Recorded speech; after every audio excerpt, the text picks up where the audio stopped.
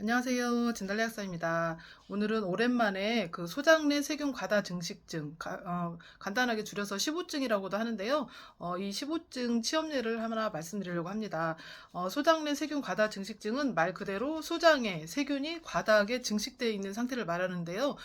소장에는 원래 균이 음식 영양분이 흡수되는 곳이기 때문에 세균이 거의 존재하지 않는 게 정상인데, 어떤 여러 가지 원인들에 의해서 소장에 세균이 과다하게 증식되어 있으면 이게 우리가 먹은 음식 중에서도 특히 소화가 좀 잘 안 되고 오래 머무르는 음식들을 영양분 삼아서 이게 과도한 부패 발효를 일으켜서 보통 사람보다 훨씬 더 많은 가스를 만들어냄으로써 항상 이 복부가 팽만하고 배가 터질 듯이 이렇게 부르고, 이런 증상이 어쩌다 한 번씩만 그러는 게 아니라 거의 날마다 지속되는 상황에 이르게 되는데요. 그래서 그 소장내 세균 과다 증식증이 있는 분들은 뭐 설사나 복통 같은 걸 자주 느끼시기도 하지만, 좀 제일 심한 경우에는 그런 과도한 가스로 날마다 이렇게 심하게 고생을 하시는 분들이 많습니다. 그래서 그런 연유로 해서 그런 게 너무 힘들어서 직장을 그만두시는 분도 있으셨고, 뭐 학교를 휴학하시는 분들도 있었고, 뭐 살이 10kg 이상 빠지셨다는 분도 있었고, 이렇게 다양한, 굉장히 제가 이 질환에 대해서 상담을 많이 받는 편인데 굉장히 심하게 고생하시는 분들이 많으신 편이셨어요. 제가 이번에 좀 최근에 상담한 분은 어머니께서 이제 따님 증상을 가지고 상담을 해오셨는데, 그분도 이제 제 유튜브를 보고 상담을 해오신 케이스였어요. 그 따님이 평소에 가스가 많이 차고 또 복통이 자주 있어가지고 병원 치료도 해보았지만 별 효과가 없었다고 합니다. 그래서 이제 이런 영상들을 보시고 음식을 많이 조심해야 된다는 걸 아시고, 그 가스를 유발하지 않는 저포도맥 위주의 식사를 좀 하신 이후에 30% 정도 개선이 좀 되긴 하셨지만, 여전히 좀 가스가 차는 경우가 많고, 또 복통도 이렇게 수시로 일어나서 멀리 외출하는 것도 좀 힘들고, 가만히 앉아서 뭔가 집중해서 공부하는 것도 힘들어서 좀 학생이 되게 힘들어한다고 상담을 해오셨어요. 그래서 약사님이 추천해주신 그런 제품들을 먹으면 효과가 있겠냐고 상담을 해오셔서, 제가 이제 그 영상에서 보신 대로 이거를 근본적으로 치료하시려면 소장에 과다하게 증식되어 있는 세균을 처리하는 게 중요한데, 이제 그 세균을 처리하는 목적으로 제가 쓰는 게 유산균 생성물질이라는 건데요.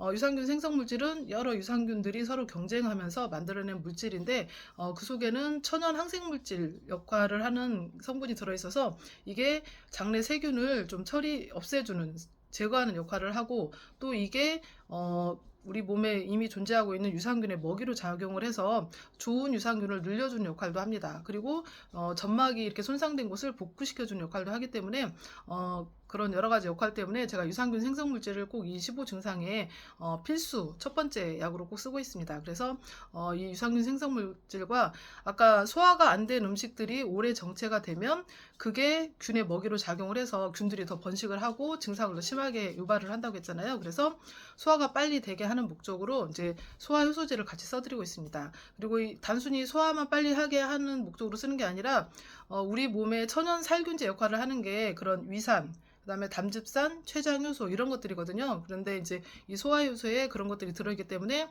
내가 먹은 음식에 들어있는 그런 균을 이렇게 천연적으로 이렇게 살균하는 역할도 하기 때문에 그런 목적으로도 같이 써드리고 있습니다. 그래서 제가 15 증상에 쓰고 있는 유산균 생성물질과 소화효소제를 이 학생에게도 써드렸고요. 그래서 점점 이렇게 달마다 점점 개선이 되면서 지금 한 석 달 정도를 먹었는데, 지금은 하루에 한두 번 정도 가스가 차는 정도로 이렇게 많이 줄었다고 하더라고요. 그래서 이거를 더 계속 먹으면 좋겠냐고 하셔서, 제가 유산균 생성물질은 유산균들이 만들어낸 천연물질이기 때문에 장기간 드셔도 부작용이 없다고 말씀을 드렸더니 좀 더 먹여보신다고 말씀을 하시더라고요. 그래서 이 학생의 경우도 좀 되게 힘들었던 케이스였는데, 이제 본인이 많이 힘들어하던 케이스였는데 많이 개선이 돼서 되게 좀 좋아진 케이스여서 되게 기뻤고요. 여기서 말씀드린 것처럼 유산균 생성물질과 소화효소제를 드시면서도 꼭 조심해야 될 게, 아까 그 학생이 저포도맥 음식을 먹으면서도 저절로 30% 정도 개선이 됐다고 했잖아요. 그래서 음식을 가스를 유발하지 않는 저포도맥 위주의 음식을 즐겨 드시고, 가스를 많이 유발할 수 있는, 좀 소화가 안 되고 위장이나 소장에 많이 장기간 머물러 있을 수 있는 그 고포도맥 음식들을 좀 철저히 좀 조심을 해주는 게 되게 중요한데, 이렇게 쳐보면 나오거든요. 그래서 그거를 이렇게 표를 딱 붙여놓고 그 저포도매 위주의 음식 위주로 식사를 하시는 게 굉장히 중요합니다. 아무리 좋은 걸 먹어도 내가 그냥 먹고 싶은 거 다 먹겠다 생각하고 이것저것 다 먹으면 개선이 빨리 안 돼요. 그래서 제가 드리는 이 제품들과 그런 거를 같이 병행했을 때 훨씬 더 효과를 보실 수가 있거든요. 그래서 어, 가스로 고생하시는 분들이 의외로 굉장히 많으시고, 이게 보통 사람들도 가끔 뭐 밀가루 음식을 먹는다거나 뭐 기름진 걸 먹는다거나 하면 좀 가스차고 더부룩한 느낌을 받으실 때가 있을 거예요. 그런데 그게 어쩌다 한 번이면 괜찮지만, 이게 날마다 지속이 되고 하루 종일 배가 팽팽한 상태라고 하면 그거는 정말 견디기가 힘든 상태거든요. 그래서 이 15로 고생하시는 분들은 정말 그 정도 상태로 고생을 하시는 분들이, 상담을 해오시는 분들이 많기 때문에 적극적인 좀 치료를 해주시는 게 좋습니다.